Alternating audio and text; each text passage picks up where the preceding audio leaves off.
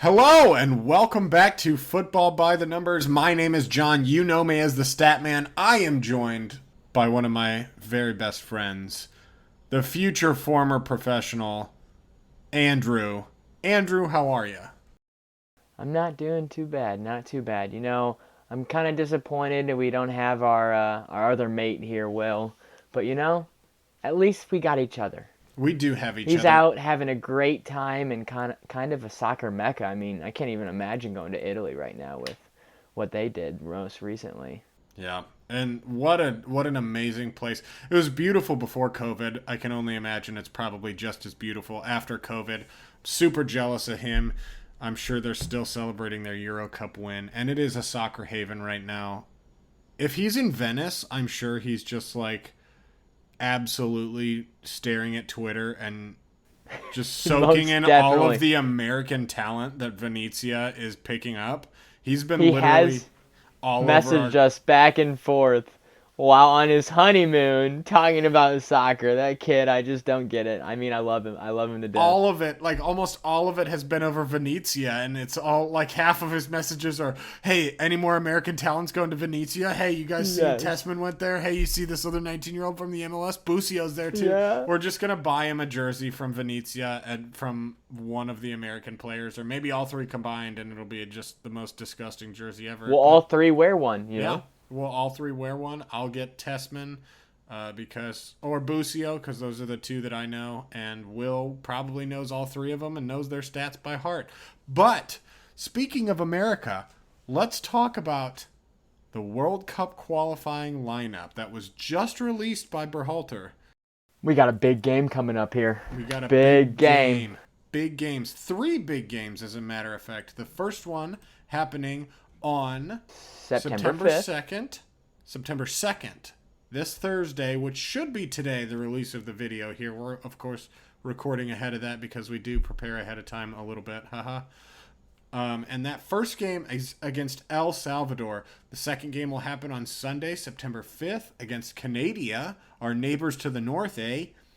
And the third game will happen against Honduras on Wednesday, September the 8th. So I'm excited for these World Cup qualifiers. I think it gives us a wonderful opportunity to test some talent. What do you think we're going to do, Andrew? Honestly, I think we're pretty set up to have a great showing. We've had two really great tournaments. I don't see why any player that's playing with the U.S. crest on their chest isn't going to have the most confidence that they can going into these games. With winning the Nations League first time ever, beating Mexico, then you come back and you beat Mexico again in the Gold Cup. I can't see them not having any more confidence than they already have. Yeah, we're undefeated in international tournaments for like ever, at least this year. Which I'm confident, At least this at year. least this year. Yeah, I gotta edit that Yeah, caveat in yeah, there. We yeah. are the best of the North American teams. So I'm extremely confident. I think this will give us a good boost, a good nice 9 point buffer going into the next difficult matches in October, in which I believe we play. Oh, I'm sorry, we don't play Mexico until November. We play Mexico November 12th, but we do play Jamaica, who I think will be a little harder than it has been because I believe Michaela Antonio and Leon Bailey have both declared that they will play for Jamaica. So those are two Premier League talents that will be a little too difficult, but I think we can come up on top, right? Oh, most definitely. I mean, you're looking at our qualifying for the next three games. We don't even have our best lineup yet. I mean, I think the U.S. is still trying to kind of find out what their best starting 11 is going to be. You see Berhalter kind of having similar picks coming back and forth. He's got a little bit of a mixture of the Gold Cup and the Nations Leagues, but I still don't think we have our strongest lineup coming in.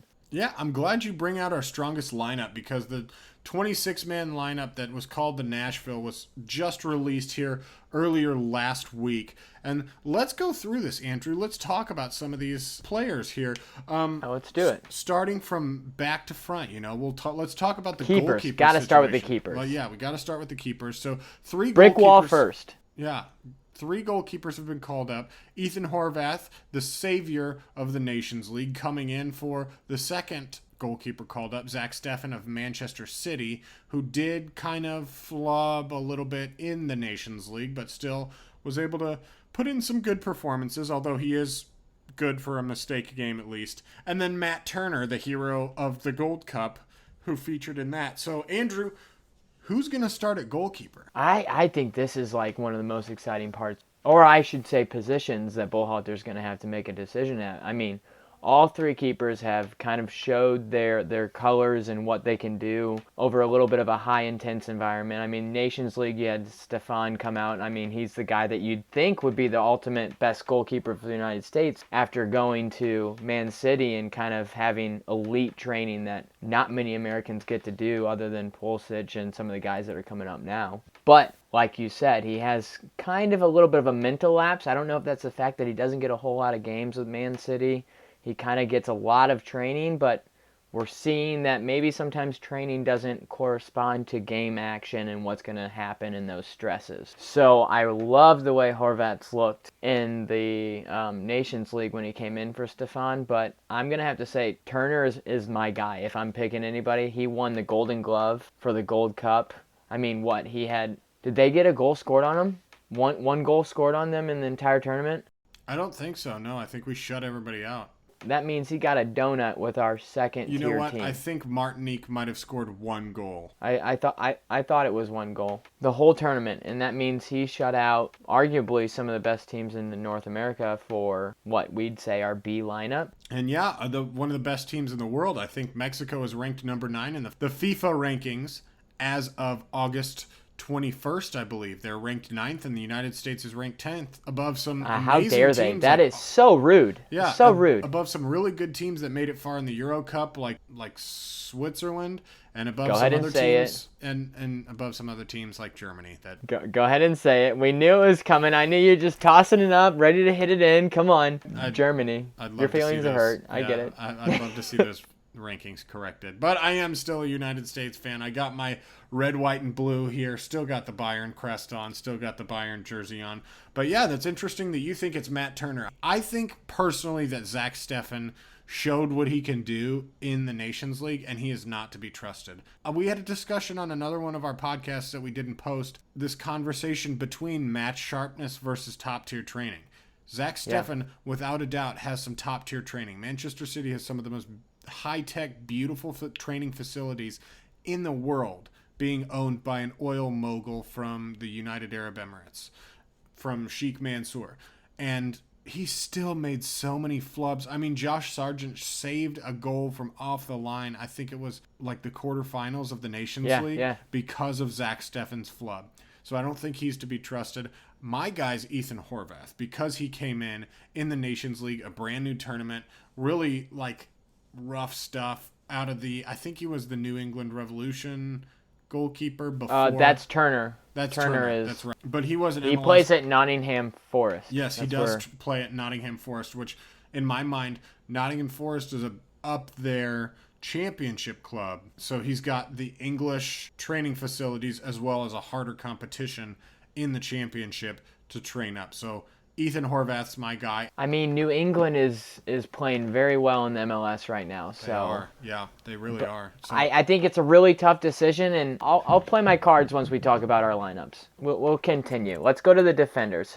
Who's your pick for right back? So, well, let me list the defenders here. Berhalter picked 10 defenders, which makes me think that we might go with 3 at the back or a 5 at the back formation because of the massive amount of defenders in comparison to the midfielders that he took. So the 10 midfielders are George Bello from Atlanta United, John Brooks from Wolfsburg, Serginho Dest from Barcelona, Mark McKenzie from Genk, Tim Ream from Fulham, Anthony Robinson from Fulham, Miles Robinson from Atlanta United, James Sands from New York City FC, who had a great showing in the Gold Cup, DeAndre Yedlin from Galatasaray. Why? Just like Tim Ream. Why? Not really sure, but I guess he's bringing some old in with some new to some vets. He's got some vets in here. Yeah, and Walker Zimmerman, again, a good Gold Cup showing from him, and he plays for Nashville SC. So yeah, why don't you go at right back? Who starts? I think there's only one choice for right. That's Dest. I don't think there's a question. I don't think there's a change. I just think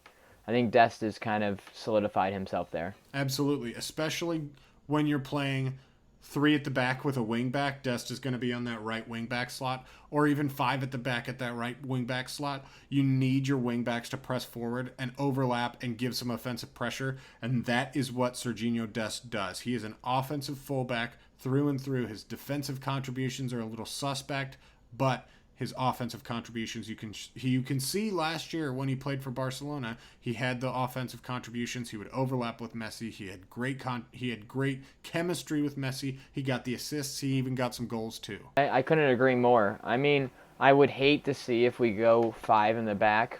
I think we're going to traditionally go for four, but theoretically I want us to do three. That's what really led to our success in the Gold Cup, was having three defenders. We'll get further. Who's your center back? Who's your next center back?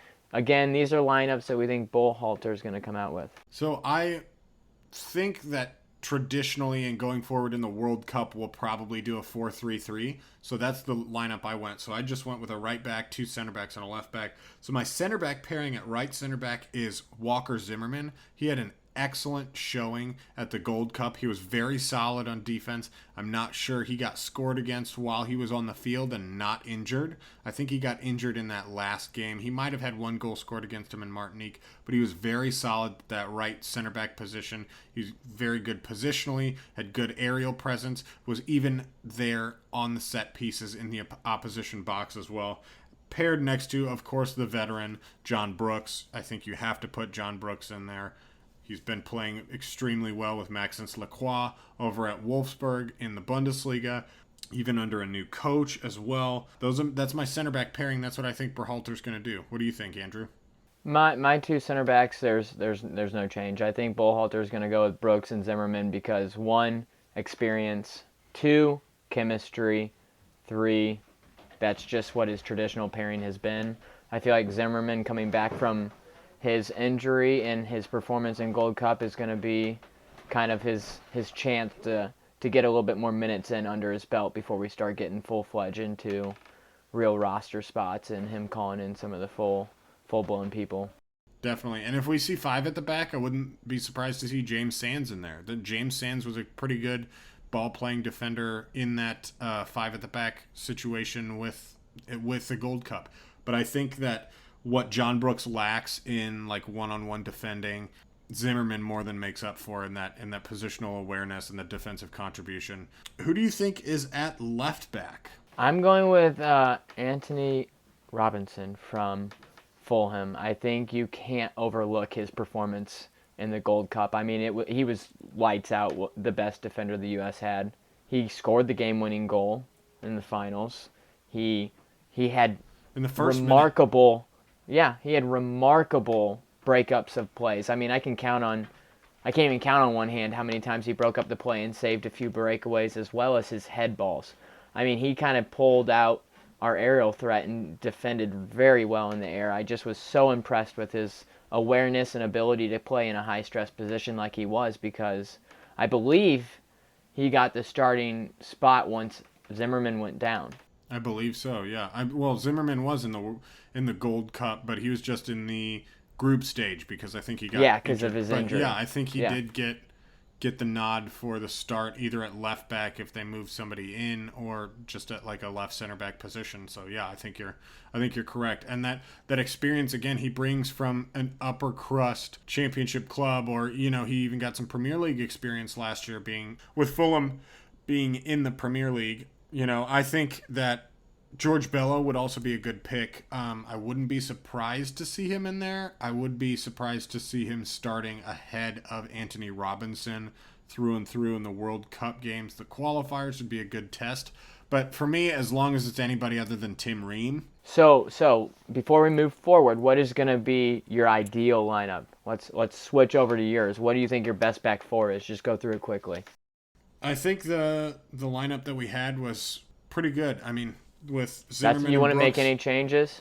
The only change I would make would be Aaron Long being brought in, but because of his injury, I think that he's probably a doubt. Well, he did tear his ACL at the beginning of this MLS season, or was it over the summer? Yeah.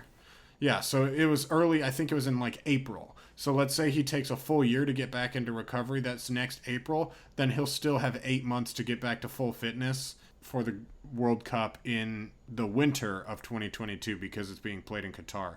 So that would be one of the only changes I have. I think the left back spot is still a little bit sketchy. Anthony Robinson is good there, and he played well for Fulham. I'm not sure he's the final solution for that I like spot. the way Sands played. I really like the way Sands played on the left.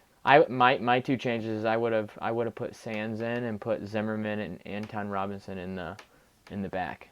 But we all know my love for Brooks is not very strong, so those would be my main changes that I'd make. I'd love to see that pairing. Yeah, I just have rose-tinted glasses because most of the time I see Brooks in a green shirt instead of a red, white, and blue shirt, and I see him next to a tall Frenchman who he pairs very well with. So let's move on to the midfield. So I think we're both doing a 4-3-3 to start out with, and then we kind of have our own formations that we'd switch up with. Who's your three midfielders? Let's just go straight across. So I put Adams on the right, McKennie in the middle, and then I put Leggett on the left. With a hyphen of potential, Roldan is another one that I could see them starting. Leggett being my favorite MLS player, I had to give him the nod. Yeah, I think that's just kind of Plus, I think Berhalter likes him. Yeah, it is. He does like him. And then, of course, the other two midfielders that we didn't mention that Berhalter is bringing, since he's only bringing 5, are Kellen Acosta, and I guess you did mention Christian Roldan. Those are the 5 midfielders that are being brought. I know that one of these players that I want to see is a forward, but I think what you said, McKennie in the middle, Adams on the right, and Leggett on the left, is kind of his tried and true go-to formation. I think that's what most likely Berhalter's going to go with. I love that you said you'd put a forward in the back because I did that for my change. Who would that be? Brendan Aronson. It'd be either him or Gio Reyna. Gio Reyna, I don't think Berhalter trusts him enough to play at the 10 to be like an attacking 4-3-3 formation with 2 holding or box-to-box center mids and an attacking midfielder. But if we're just doing the 3 straight across midfielders, I'd put Aronson in there because he's been playing extremely well for Red Bull Salzburg. If you watched any of the matches, I watched a couple of them against Brøndby for the Champions League playoff rounds. He played extremely well. He got 2 goals and an assist in that 2-legged tie, and then he's also got another assist in the Austrian Bundesliga against a team called Reed. So, and he's been truly playing, showing out. He's showing out right now. He is. It's impressive. He's even gotten a nod at defensive midfielder, at like a holding midfielder, but mostly is playing in that center midfield role. He's not playing too many full 90s, so I believe he's only played 2 since he's gotten to Salzburg, and that was against Vienna, Austria Wien, and against SK Austria Klagenfurt. And those were full 90s. Some of those other games he's playing in the upper 80-minute mark. I think that he deserves a nod at center mid. I think he would be. I could agree with that. I think most likely Berhalter's not going to do that. I think he's going to play him at the right wing or right mid. I kind of would like to see Weah slid out on the right. At right wing or at right mid? Right mid. I think he's got some unbelievable speed that we could use up and down the line. Now, obviously, that's if we're playing with 4 in the back, but I think that's another option that we could have because we're really forward heavy right now. I think that means that we're going to have some of our forwards be brought out into the wings. Ultimately, I think Reyna and Pulisic are kind of solidified in the in the wing spots for a 4-3-3, so I think it's hard to see what he's going to do with a couple of these other guys like Aronson or Pepe or Payfolk or even De La Fuente. Yeah, I'm glad you started talking about the forwards. So let's go through these forwards. We're bringing 8 to round out our 26-man World Cup qualifier lineup. And those are Brendan Aronson, as we said before, Conrad De La Fuente of Olympique Marseille, who's only had 1 cap before, so I'm very interested to see how he does.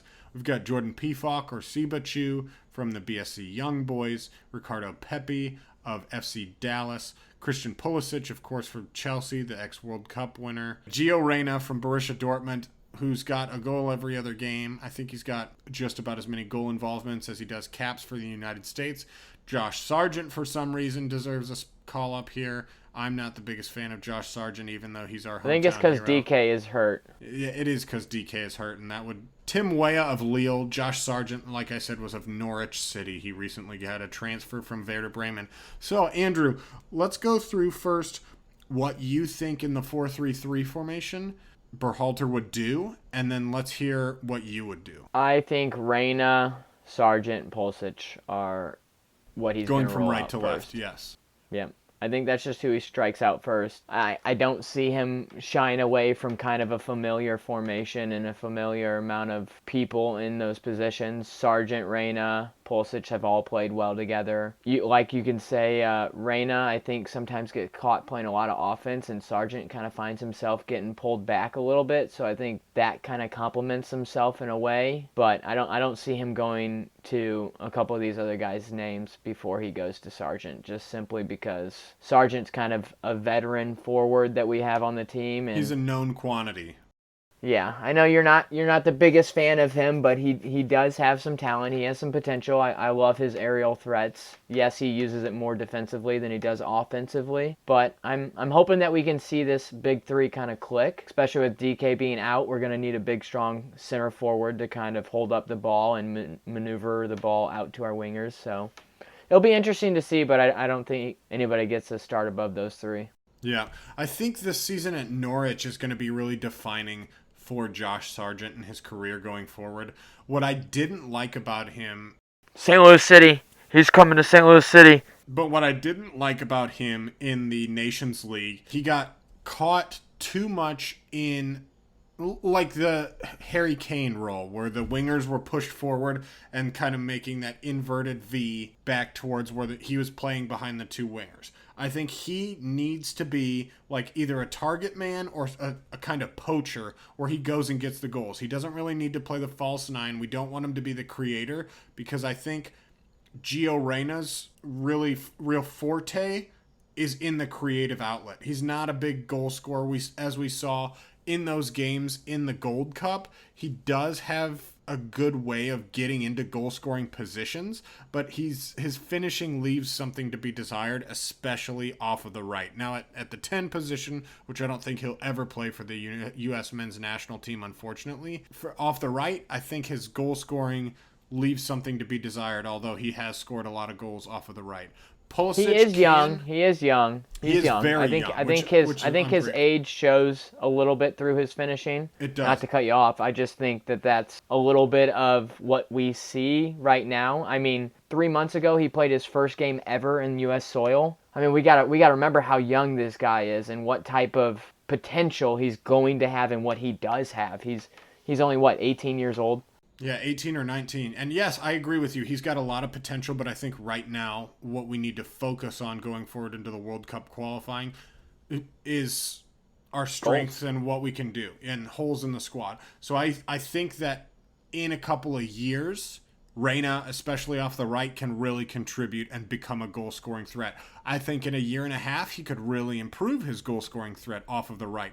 But the more that Sargent gets into goal-scoring positions instead of trying to set up our wingers, who are smaller, especially as far as Christian Pulisic is concerned, I think it'd be more beneficial to have a big boy like Sargent charging into the box and having underlapping runs from Pulisic and Reyna to get into those goal-scoring positions than it would to have Sargent sitting on the outside of the box and having the wingers push in. Yeah, I couldn't agree more. That's pretty much what I see. That's what Sargent needs to do, is he needs to play, just stretch the field as far as he can. I'd like to see what he does at Norwich this season. It is a big step up for him to go to Norwich, as Norwich is in the Premier League, and that's a much harder league to play in. There's more games.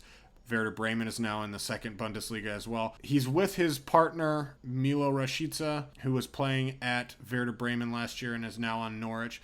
Norwich did lose their big creator in Emi Buendia, which we did talk about in our Premier League predictions. So go watch that video. Link will be in the description or on screen right now. Go do it right now. It was a fantastic video. I even added an addendum at the end to talk about the deadline day transfers. So please go watch that. Give it a like, thumbs up. You know what I'd really like to see up top? Daryl DK. Gotta be in this World Cup. He's gotta be our number 9. I remember a time that you did not believe in the DK magic. I was a doubter before. Please go Oh, ahead how I've been and proven encourage wrong him. in our argument about Timo Werner and Daryl DK, where Daryl DK has really shown for the U.S. men's national team especially, and I wish that Orlando City would reduce his price so he could go over and play where he deserves to play football, and how I have been proven wrong especially about Timo Werner, and how that man cannot finish. Holy cow, can he not finish? It is ridiculous. I don't know what his problem is, but that man cannot. He's He snake bitten. finished so He's well snake at bitten. Leipzig. Sometimes you just can't describe it. I did make 3 changes up that I would like to see at least experimented with. Oh, I okay, think he's okay. going to go tried and true. Pulisic, Sargent, Reyna, left striker, right. But I would like to see Ricardo Pepi get some minutes here. I want to see what Ricardo Pepi does. He's been playing extremely well for FC Dallas. I think at one point in time he was linked with FC Bayern. That may just be my imagination coming into it, or it may be last year's Football Manager game that I was playing that comes into it. But I'd like to see Ricardo Pepi at striker some point in this time. On the right, I would like to see Timothy Weah from Lille. I want to see him play at right wing some these World Cup qualifier games. I think he brings a lot in pace. I think he would bring a ton as well, with Dest overlapping him and making those overlapping runs, and him going into the box ready for a cross or a deflection to make a shot on goal. And then at left wing, I want to see the Dilf, man. I want to see Conrad De La Fuente get in there. I want to see what he can do, because he's been hyped for so long since he was at Barcelona's academy. Now he made the move to Olympique Marseille. I want to see what this kid can do for the U.S. men's national team. He's very young as well. I think he's only 19 as well. But having trained with the Barcelona youth and getting this big transfer to a top division club in a Big 5 league. Oh, I couldn't agree more. I mean, he's only got 1 cap, like you've said. He's got tons of potential that we've never gotten to see. And it'll be really cool to see what he can do on the men's side with the U.S. national team. I will say, there is one pairing you did not mention that I would love to see. I would love to see Aronson in the middle of Reyna and Pulisic. Just the creative ability out of the 3 of those. See, I was going to switch and say Reyna in the middle with Aronson on the right and Pulisic on the left. I could agree. Because I do think that eventually Reyna's goal-scoring ability will be there. And if we do want to have like a false 9... Reyna, I think, is the man to do it. So let me point out one of these games. Match week 1 in the Bundesliga, Dortmund versus Frankfurt. He played at right wing. Reyna, played at right wing and attacking midfield for 86 minutes. He scored a goal out of 1 shot on target. He had 75 touches for the whole game, 2 interceptions, a block. His expected goal output was 0.4, and his expected assist output was 0.5, but get this, he had 5 shot creating actions and 3 goal creating actions. So he had 3 goal involvements. Yeah, 3 it wasn't 3 goal involvements, but 3 opportunities for someone else to get a goal, or for himself. Oh, they didn't score on him. Okay. Yeah. So, and 5 shot creating opportunities in a game is insane. So if we had Tim Weah maybe even on the right and Pulisic on the left, coming in, and with Reyna, who's got some long-range ability on the edge of the box, I think that'd be pretty cool to see it as a false 9 That'd be formation. lethal. I think it requires a lot of testing, a lot of patience, and, some people might not agree based on recent results, but I think it might require a better coach than Berhalter. I don't disagree. I think Berhalter still has kind of fought and deserved his position where he's at. Can't argue with 2 cups. Those are just CONCACAF Cups, though. So we have to keep in mind that the biggest competition there is Mexico, and then we have a little bit of competition from Canada as well. Now, we don't really have the bogey teams of Trinidad and Tobago or Honduras or any of those teams anymore. We did miss out on the Olympics. Who cares? The big picture is the World Cup. That's what they're going for. And I think our team is now old enough to not have those bogey teams of those small Caribbean nation islands anymore. I think it's just us and Mexico. And I think we deserve Top 10 might be a little extreme, but definitely like top 12, top 15 teams. Top U.S. 10. men's national team is looking great. Forget about Germany. Top 10. U.S. men's national team. Top 10. Top 10. Andrew, thank you for joining me today. Is there anything else you'd like to add? And if not, is there anything else you'd like to plug? Oh, I have more I want to plug. You, right there, that's looking at us. You gotta go watch, subscribe, all of our videos. I mean, all of them. From Super League all the way to, what was your Dortmund versus Bayern video? Oh, the Bundesliga preview and Bundesliga, the Super Cup, yes. And the Super Cup review. Yeah, go watch that. I worked really hard on that video, and I'm very proud of how it turned I out. watched that one today. I gotta say, he's pretty impressive. Go watch those pictures you're putting in there. Are phenomenal. I love it. I love your tech. Some new stuff. And I know that I've been plugging this for a long time, but these intro and exit graphics are coming. The new logo is coming. They're going to be in design by the time this video comes out, hopefully, maybe a little bit after that, but we are going to get those put in. You guys are going to love what we have. Go check those out. Go check out our Instagram. Go check out our Twitter. Like and subscribe. Leave a comment down below of who Berhalter left out that you're like, hey, we need to see this person in the lineup for the next round of games. And if Daryl DK isn't the number one name on that list, there's something wrong with y'all, and y'all need to get in the comments and write DK. Write DK down in the comments if you made it this far. But let us know what your starting 11 would be. Let us know down below who else you would have included in this lineup. Thank you guys for watching. Andrew, thank you once again for joining me. Thank you for having me. It's been a great night. Thank you guys again for watching. Thank you for listening on Spotify. Check us out on Anchor, Spotify, Google Podcasts, wherever you get your podcast from. Go check out Andrew wherever the team he may go. Go buy all of his jerseys and all of his merch. Watch all of his games. Watch him become the generational talent that I know he is and that he's training me to be. But thank you guys for watching. Thank you for listening. We are Football by the Numbers.